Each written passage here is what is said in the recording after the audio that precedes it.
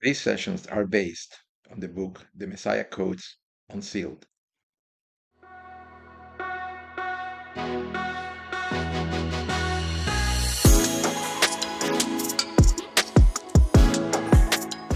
Hello and welcome to the Messiah Codes.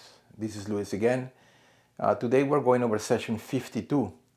And welcome to the second installment of Temple 2030 Watch, Unsealing Prophecy Through Current Events, your weekly guide to Israel news and world events through the lens of biblical prophecy. I'm Luis Narciso, the author of The Messiah Codes Unsealed, and today we're looking at the headlines shaping the path towards one of the most anticipated prophetic milestones, the dedication of the Third Temple in 2030. In this episode, we'll uncover how Syria's latest demand for the Golan Heights, the battle of oil in Syria's east territories, the rise of extremist threats, and record Jewish visits to the Temple Mount may all be moving parts of the same prophetic design. If the mathematical models behind the Messiah codes continues to match historical accuracy, we may be watching the countdown to a prophecy that objectively proves the Creator's hand in history itself. Let's look at the evidence and see how the puzzle pieces are falling into place.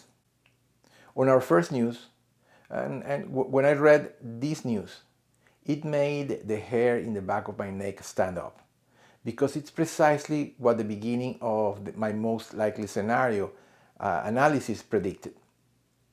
It is the beginning of scenario 3, projecting the events that will conclude with the dedication of the Third Temple in 2030. Scenarios 1 and 2 are very unlikely. If you want to go deeper on those subjects, go to and watch sessions 44 through 50 for a full analysis of the scenarios.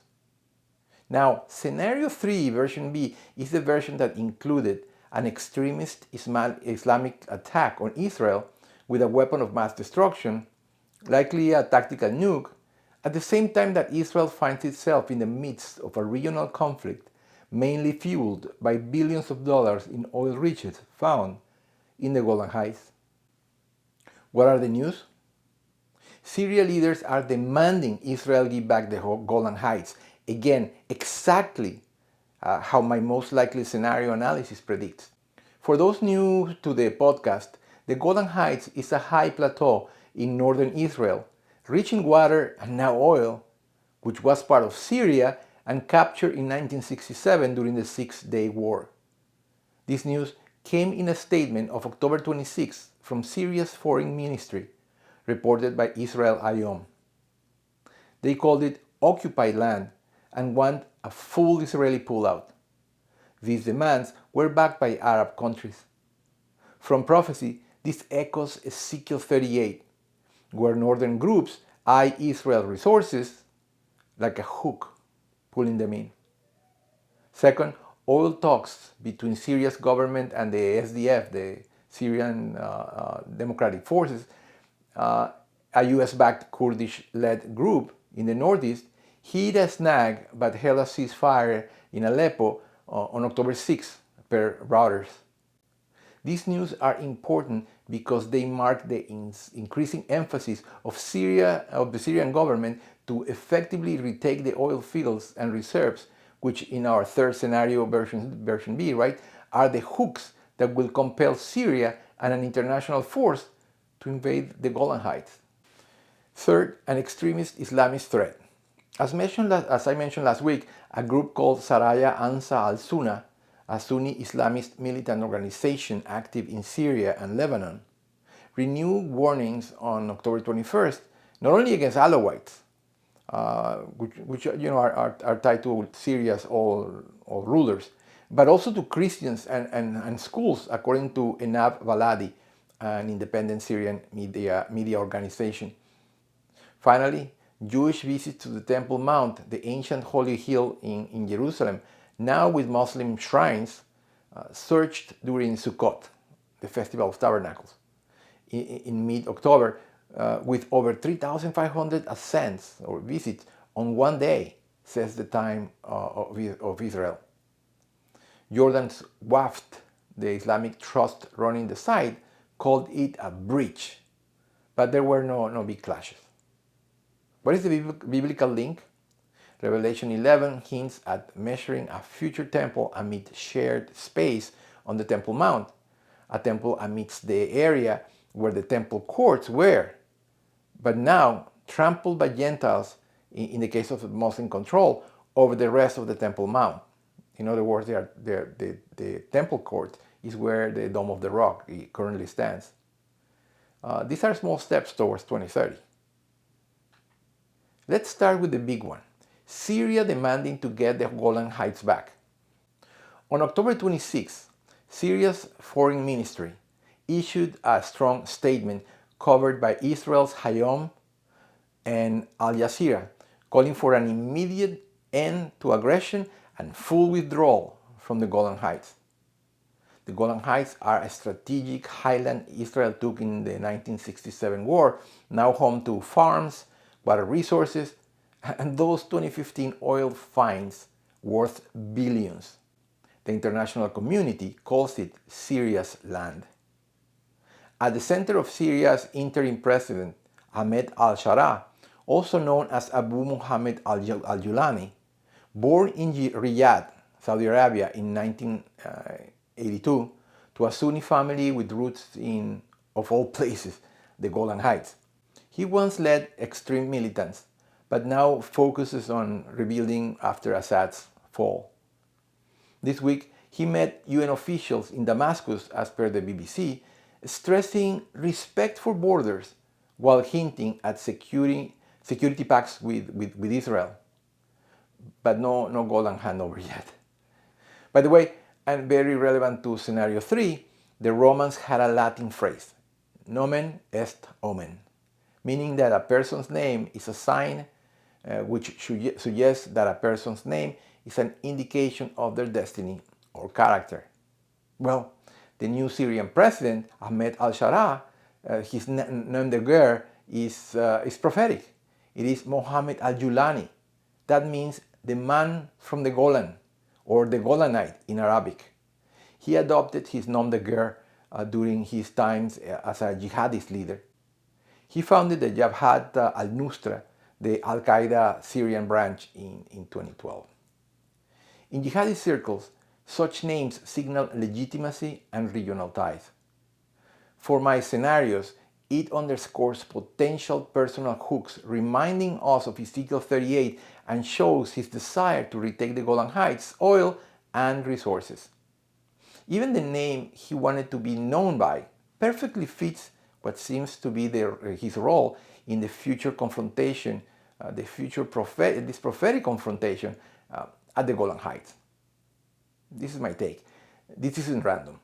Al-Sharaa's family ties add personal drive, like the hooks in the jaws from Ezekiel 38:4, drawing northern powers towards Israel's north for spoil. In my third scenario, version B, a peaceful, quote-unquote, UN-backed move on the Golan Heights by late 2027 to late 2028 could spark chaos in the region, maybe creating the conditions for an extremist attack against Israel. As a consequence of the extremist Islamist attack, the Sunni leaders would feel compelled to offer space for the Third Temple as a goodwill gesture. Again, watch UN talks. Its prophecy pieces shifting. Speaking of resources pulling people in, oil keeps stirring things up in Syria's east. On October 6, Reuters reported a ceasefire between Syrian forces and the SDF, the Syrian the Democratic Forces, after clashes in Aleppo. The SDF controls the oil in that area. Aleppo is a city in northern Syria. That is a key crossroads. This ties to a March 2025 deal brokered by the US, where the SDF hands over fields like Deir ez-Zor to Damascus without big payment for them. It's more like a handover. Deir ez-Zor is a region producing thousands of barrels of oil daily. But under the deal, the SDF keeps control of Asaka, the northeast Kurdish heartland, with gas wells. Production in the Es Sor is low, currently around 50,000 barrels of oil a day, total. But Syria wants it all to fund the country's recovery. And by recovery, we mean the eventual reclamation of the Golan Heights and its oil riches. In my analysis, oil's the magnet here.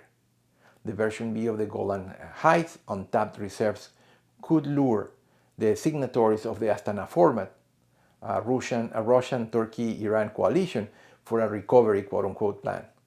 By the way, these are Ezekiel's invaders of Israel's north. Namely, deals where they will get future benefits and rich repayment for their support to get back to Syria, the Golan Heights. If those efforts escalate, it fits the model's timeline, attack by late 2027 to late 2028, and the temple built by 2030. These deals are like early rebels. Continuing last week's report regarding the status of extreme jihadist groups in Syria, there is a worrying rise in threats. On October 21st, Enab Baladi, again it's a Syrian independent news organization, reported that Saraya Ansar al-Sunna, a shadowy Sunni Islamist militant group based in western Syria and Lebanon, posted videos on Telegram vowing car bombs and attacks on Alawites. Remember that the Alawites are a Shia-linked minority from Syria's coast areas tied to the old Assad regime. They also threatened with more violence Christians and non-Muslim schools from Homs to Latakia. They called it a purge of apostates, echoing ISIS-type tactics but focusing more on minorities and less over the government. In my view, groups like these thrive in chaos, plotting vengeance over the Gaza or Lebanon wars as in our scenarios. Namely, a lone wolf strike with a weapon of mass destruction either under normal regional tensions in the region, that would be version A, or during a messy invasion of the Golan Heights, that's version B. The weapon of mass destruction attack could horrify moderate Sunnis in Jordan and Saudi Arabia, Shiva and Dedan from Ezekiel 38:13, prompting a humanitarian nod to the granting of temple space on the Temple Mount, ending on Isaiah 17's Damascus prophetic disaster. These news make all those events feel closer. Let's pray for the protection of the innocents in the middle of that future chaos. Shifting to Jerusalem, during Sukkot, the 7-day Jewish Festival of Tabernacles, the Temple Mount saw record visits, with 3,527 Jews ascending on October 13 alone per Times of Israel. The site is Judaism's holiest, but now the site of the Dome of the Rock and the Al-Aqsa Mosque, which are the third holiest place in Islam. It is run by a Jordan Waqf, an Islamic trust enforcing the status quo, no Jewish prayer, no visits, etc. Jordan condemned the ascent of those Jews on the Festival of Tabernacles as provocation, but thank God Israel police kept the peace. By the way, Israel National News reported on October 20th that Jewish groups formed a new committee to guide ascents to the Temple Mount safely. And the Jewish visits to the Temple Mount are 15% up year over year. My thoughts are that this quiet build-up mirrors Revelation 11:1, where the angel talks to John and he writes, "Then I was given a reed like a measuring rod, and the angel stood saying, 'Rise and measure the temple of God, the altar, and those who worship there. But leave out the courts, which is outside the temple, and do not measure it, for it has been given to the Gentiles.'" The angel asks Ezekiel to measure the temple, but to leave the outer courts, where currently the Dome of the Rock lays, to the Gentiles. In our model, it all preps for a small 2030 structure, like likely on the northeast corner of the Temple Mount, enabled by Sunni gestures after the crisis caused by the extremist attack on Israel. So this week's events, from Syria's claim to the Golan Heights to new oil deals and rising extremist threats, aren't random. They are prophetic coordinates pointing to 2030. As Ezekiel said, God will draw nations as with hooks in their jaws, and in our time, we're watching those hooks take the shape of oil. Stay watchful. When all this happens, they are the Creator's signs. Subscribe to A Temple 2030 on YouTube or wherever you are watching or listening. If you want to dig deeper, grab a copy of the Messiah Codes Unsealed at Amazon. And remember, the dedication of the third temple does not mark the rapture or the beginning of the Antichrist reign on earth or the abomination of desolation or the second coming. What it will mark is the beginning of the last generation, a period that will last for about 40 years. The details of the calculations are in the book. Finally, what's your opinion about all these events aligning as we studied?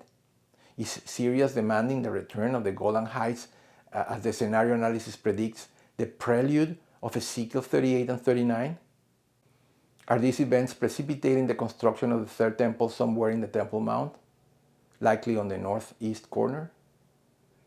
These are exciting times for the church because the return of our Lord is near.